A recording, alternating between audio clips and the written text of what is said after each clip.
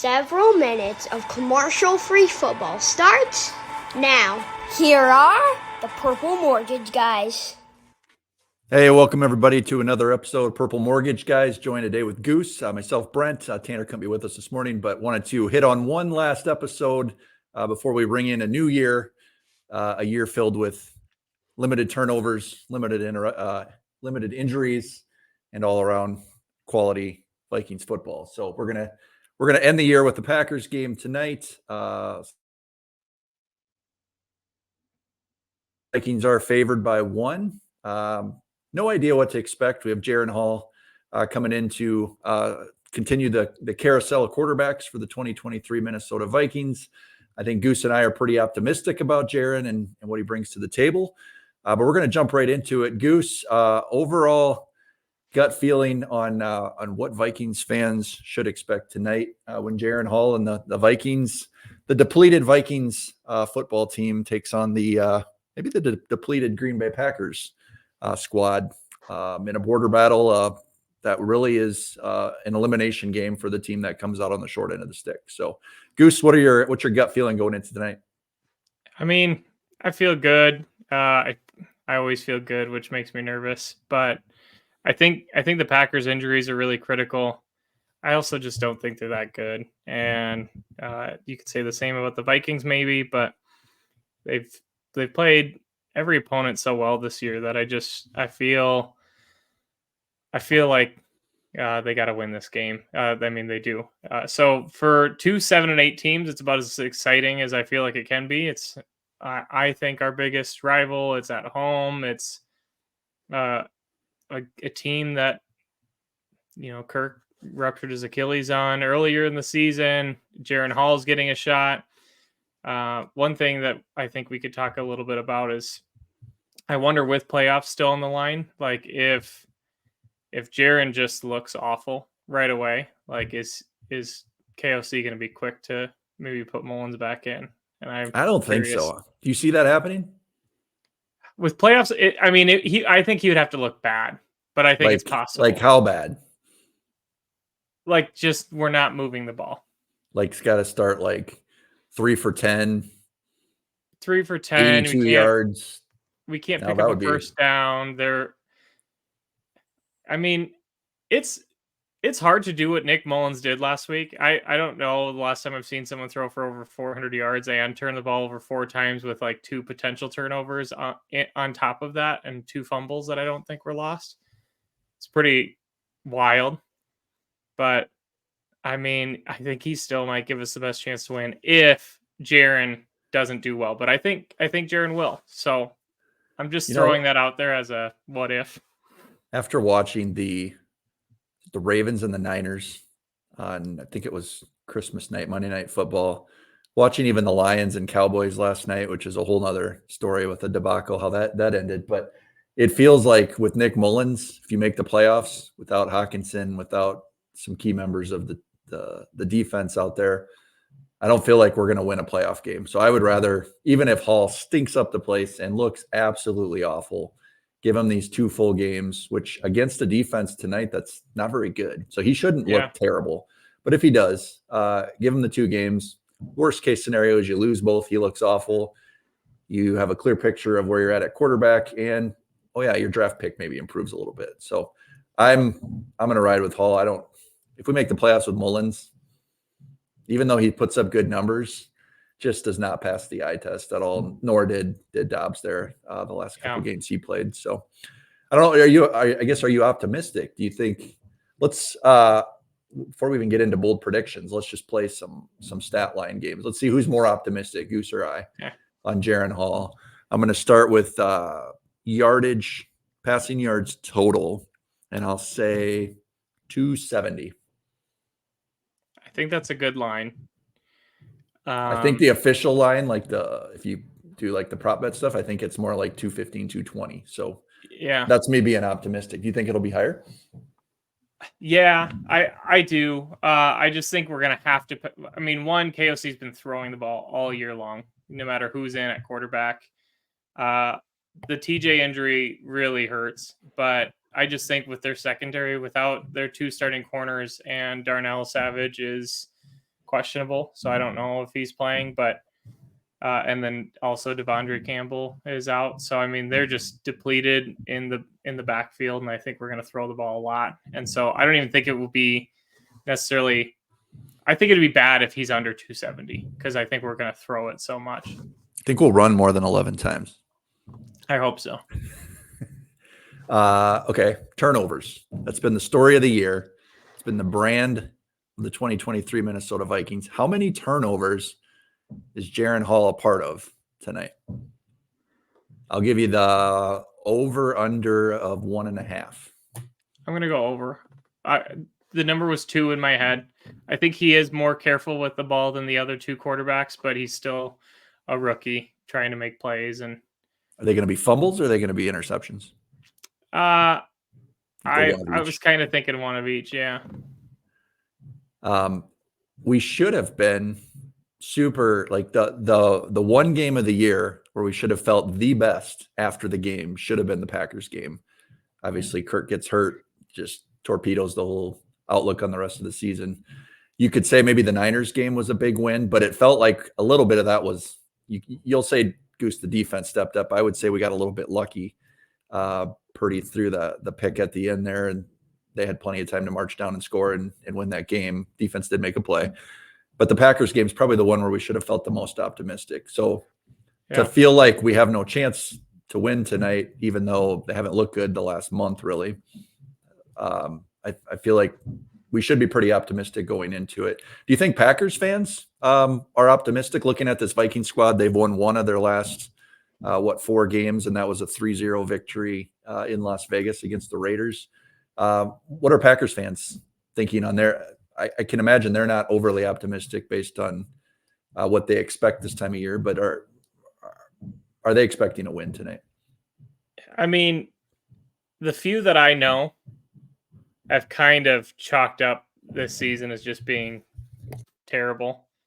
But I guess a few Packers fans that I know are really like high and low, and pretty avid Aaron Rodgers fans. So there was points of the season where I've seen like Jordan Love sucks, get every clean house, like including the coaching staff, and they're making terrible decisions.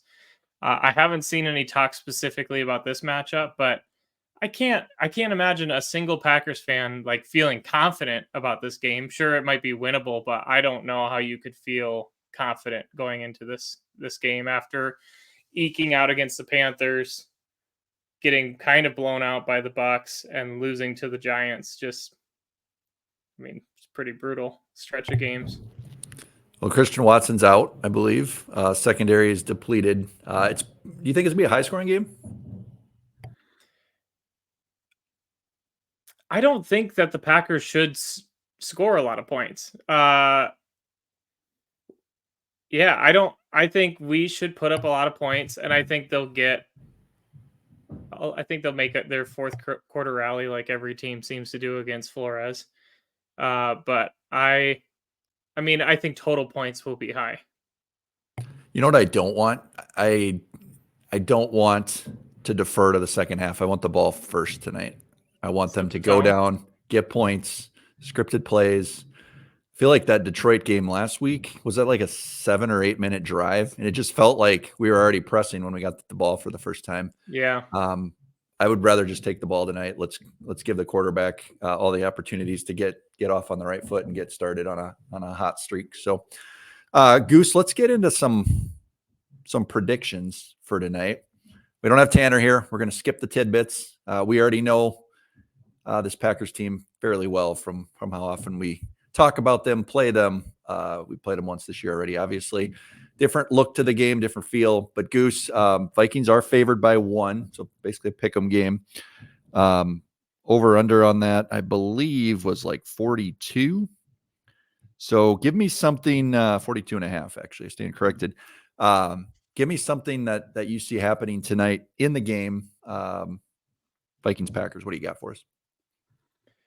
Yeah, I'm a little nervous just because of the unknown with Jaren Hall and only seeing like a drive or two of him. But I really feel like JJ's heating up, and I think he could have like maybe not quite a CeeDee Lamb against the Lions type game, but pretty close. With those corners, I feel like he should just eat them up. And I don't know that with that many backups, how much you can afford to double or triple, which I think they'll need to with the caliber of secondary they have. But I'm gonna say JJ goes for like 175 yards and 2 touchdowns. Nice. I like it. I'm gonna say mine's an overall picture of this game, so nothing's gonna be too bold. But when you tie it all together, I think you'll say it's bold enough for you Okay. on a New Year's Eve prediction. I say Jaren Hall passes for at least 275. I say Ty Chandler rushes for at least 50. I say JJ and Addison combined go for over 200. And Johnny Munt catches a touchdown pass. Yeah. That's bold. I picked up Johnny Munt in a fantasy football league that I don't think the game really means anything, but I put him in. When they don't matter, you got to pick up Jaren Hall and Johnny Munt because you're going to celebrate that touchdown. So that ninth place game on the line for me, that's what I did too, Goose. Final score. What do you got for us, Goose? Give us a little optimism. Last year when we did this episode about the same time of year, we had a lot of Packers fans that I feel like they don't have anything better to do, so they just love to hate on you, Goose. So what do you got? Give some bulletin board material going into 2024. 33-19 Vikings. 33-19. That to me, that's a 2-score game. So on brand, we're not going to blow them out by 3 scores. Yeah. Okay. I actually was going to go something similar before you even said that. I was going to go 31-20 Vikings, so winning by 11. So that, I mean, by Viking standards, that is a huge blowout win, right? They don't come along very often. Give me the feel on KOC. Is it going to feel like we're in control and then we just never put it away? Because that seems to also be a little bit of the brand. Yeah. Do you think we pull ahead at the end? Like, what's the overall game feel like? I don't think it's ever like, I don't think we ever feel like we have the win. I mean, we'd have to be up by 60 for me to feel like that. But I think we take an early lead and we never give it up. But it's a little bit of back and forth with a few more Viking stops. So I think we just slowly kind of progress the lead throughout the game, which is not a KOC norm. But I've heard him address the media about it. Part of it's a little unfair because it is the NFL. And so when it's like, hey, when you have a lead, why don't you just keep blowing them out? Yeah, but you never do it. No, I know. I want him to be the guy so bad. Like, just love the idea of him winning a Super Bowl someday. But I just wonder, like, is he too stubborn to just change the mindset a little bit and just turn the screws when you've got the ability? Because it feels like we're just holding on. Looking back at every victory outside of the Green Bay one, it feels like we just hold on and the team we're playing didn't execute. You could say we let our defense win the game, but it feels like we're not going out and winning a lot of these games, and obviously haven't won a lot of them in the last month and change anyway. But I don't know if I feel that way as much because of, like, I felt that all the time with Zim, like brutally, like we'd get a lead and he'd run the ball up the middle 3 times and we would get stuffed and then we'd turn it over. And I don't feel that level with KOC, and maybe I need to watch closer, but I think it's just maybe better of 2 evils that Zimmer was so bad that I don't feel that way. And then there's also parts where it's like, you know, a lot of people are looking at Dan Campbell last night of like, how many field goals did he pass up? And what is he like? He's nuts. But when those things work, especially for Dan Campbell, everyone's like, oh my gosh, I wish our coach was just like that. So it's hard. I was going to actually ask you that very same question right after that. So you're the Cowboys and you're the Lions last night. We put you, and we're not going to Monday morning or Sunday morning quarterback this because it's easy in hindsight to say, oh, they should have went into overtime or, oh, it should have done this or that. But I was actually pulling for the Cowboys last night because I feel like if they win tonight, if the Vikings win tonight, the Lions, they probably will not rest their guys. That doesn't seem like maybe Dan Campbell's way of going about things, but they're not playing for a 1 seed anymore. They're not really going to be playing for much of anything next week. So indirectly, if the Vikings would happen to win tonight, that helps them going into next week. But the Cowboys got the ball back, and they had I think it was a unnecessary roughness or unsportsmanlike conduct penalty that put them at 1st and 25 with a minute 47-ish maybe to go, going off memory here. They were not content to run the ball 3 times, make the Lions burn their timeouts. In fact, they threw the ball. First down, I think, was to CeeDee Lamb. He picked up a chunk. Second down, this is where it just drove me nuts. They throw like a 40-yard, I think it was an option route. Dak didn't have it, so he threw it out of bounds pretty much intentionally. Yeah. And that 40-some seconds that would have ran off the clock, 40 seconds, ended up being a huge, like, we never would have had the controversy, most likely. I mean, who knows how it plays out. But that's the other end of the spectrum, right? Like, we are going to just go win this game. We are going to be reckless. And it feels like that's not the right answer. The Zimmer years, like you're talking about, would have ran it 3 times up the middle, probably lost 3 or 4 yards, punted the ball, and then you've got who knows what happens. Lions come down, score maybe anyway, but they've got a minute to go, so they don't have as much time left. Your thoughts on that play? If you're KOC, what does he do in that instance? 1st and 25. He's probably not throwing. See, I think of how many times there's been like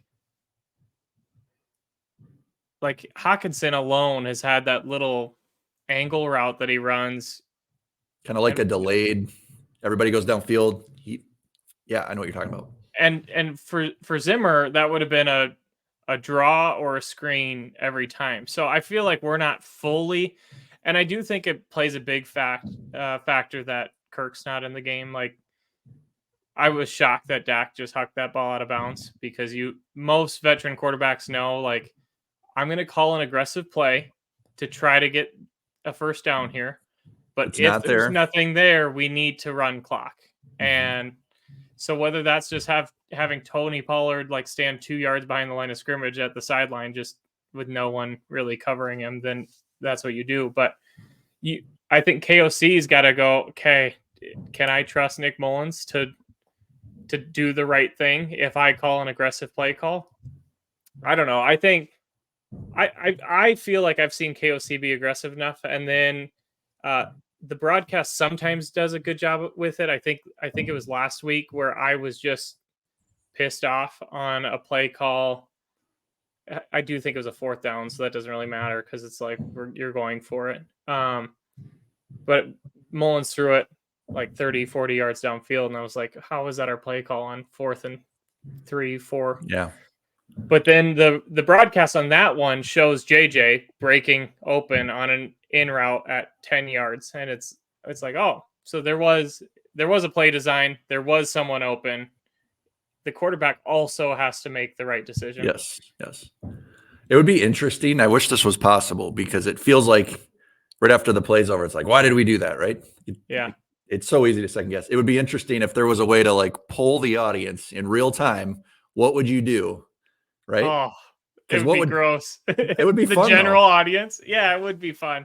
And then I'm thinking about the 2-point conversion stuff last night. The first one absolutely should have counted. There was a lot of, I don't know if you call it misinformation, but a lot of uncertainty in the broadcast last night about there was all these penalties or whatever. And it sounds like it totally should have counted that 2-point conversion. I feel like we all knew Campbell was going to do that. But then you get backed up 5 yards. You're at the 7-yard line. Like, what would you have done there? Well, Kirk, I've heard Kirk say before, I don't know the exact yardages, but I think Kirk has said before that it's almost easier being on the 7 than it is being on the 2, just because it opens things up a little bit. I'm not Dan Campbell. It depends. You have a ton of weapons. I was shocked at how many times they got into the red zone and didn't go to Amon-Ra. Mm-hmm. They were going, and not that they didn't go to him, but that they didn't really give him like a viable route. Like there was at least 2 plays, and I was watching him closely because I have him in 2 fantasy leagues. But there was 2 plays on like the 5-yard line where they just had him run to the flat, like straight to the boundary, and a slot corner just kind of like hardly guards him and is like, well, you're not a factor. And then they try to force it into triple coverage to Sam Laporta. And I'm like, I get Laporta's having a great season. St. Brown is your guy. Like, you need him to be a viable option in this play, or at least a good route to pull people. So I'm fine with going for it because I think the opposite is CeeDee Lamb's got 250 yards and you can't stop him. And if you want to base the game off of a coin flip versus you got your chance to win, go for it. I'm all for it. Yeah. If you're going to love it when it works, then you got to take it when it doesn't. Yeah. Just wondering where the line is of, okay, you're at the 7. If they would have backed up another 5. Is Campbell going to keep going for it? Because he's like, you guys screwed me over. Throw a Hail Mary. Yeah. Oh, is it bad? Like, if, let's say the Vikings don't win tonight or things don't work out, they don't make the playoffs. Is it bad to want the Lions to do well since they're in our division? Because I feel like they're a pretty easy team to actually kind of like, even though they're in our division. It's weird. They've always been the most likable team in the division. And I don't really know what it is because you could say they've been bad for so long, but I feel like the Bears have also been bad for most of my lifetime, and I still don't like them. But yeah, I always kind of find myself rooting for the Lions as long as there's no implications for the Vikings.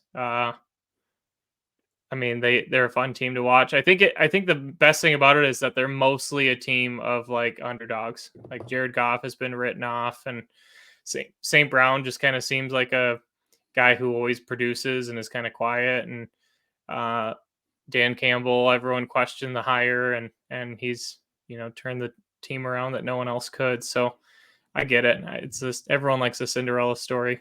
Mm-hmm. Yeah, they're a likable team. Goose, there's a chance tonight that looking at the schedule this afternoon. So 2 teams that we really care about what they do today, and that's the Rams and the Seahawks. The Rams have a noon game against the Giants. Rams are favored by 6.5, but it's in New York. Giants have looked pretty decent as of late. And then the Seahawks host the Steelers, who again with Mason Rudolph looked pretty good last week. Their offense has really kicked it into high gear. Seahawks are favored by 4. If everything plays out as it should, Vikings still will not have a chance to move into the 7 seed with the results of today. But if one of those teams were to falter, which could easily happen, Vikings could be playing for a chance to control their own fate going into the last week of the season. Yeah, I feel like nothing would be more frustrating than to see, let's say, the Seahawks lose today and then for the Vikings to come out and lose again. Yeah, that would just be a sign like this is not the year, nor will the playoffs be the year into 2024. This is not the season. So Goose, I don't know about you. I would rather either let's just lose both or win both. I do not want to split these last 2 games. Yeah, I mean, if that all plays out the way that it's going to play out, like that would be ideal. I'll never be able to root for a loss. No, I won't either. But in hindsight, a day after, I'll be like, oh, I'm glad we lost those both. For sure. Next week is going to be huge. I mean, the 49ers, you feel like should beat the Rams at home. Rams are playing good. Seahawks. Yeah, no, I know. But the Seahawks have the Cardinals and the Steelers. I mean, it's going to be tough for them to lose those games, I think. If you're the Lions or the Eagles or whomever takes the 2 seed, and you're looking at, I could either play the Seahawks, who have kind of come on as of late. I could play the Rams, who seem like they're kind of on fire right now. They've got a couple of receivers in Cooper Kupp and Puka Nacua that are playing well. Their running game's going. Or I could play the Vikings, who are just getting destroyed with injuries. Can't figure out who your quarterback is. Their only win is a 3-0 victory in the last month. Yeah. Like, it's pretty obvious who probably belongs and doesn't belong at this point, right? I mean, or are you still more optimistic? No, I mean, I'm not. I just, there's too much that's happened this team to be able to do anything. But if I'm an opponent, there's still something to me about like, okay, no one has really beat this team by a lot. Like no matter what happens, no matter if JJ goes out or Well, it'll be a Kirk close goes out, game. They're signing up for Yeah. a close game for yeah. sure. I mean, that's got to still be scary. Like they're a wild card team where we just keep trotting out a 7th string player and they perform. But yeah, the Seahawks are playing really well right now. Yeah. Well, Goose, we'll put a bow on 2023 Purple Mortgage guys. Vikings home football regular season could be over the next time we talk for all intents and purposes, or we could be in the thick of a playoff race with 1 to go. We could even be playing another Sunday night game next week, depending on how everything shakes out. We have no idea what that schedule is going to look like. So, Goose, you and I are both optimistic. We think the Packers season ends tonight. That would be a fun way to put a cap on the year, and we'll be back again before you know it. In the meantime, if you've got any comments, predictions for the game, throw them in the comments, and we'll talk to you again here in the new year. Have a great and safe New Year's Eve, and we'll talk to everybody again on the other side.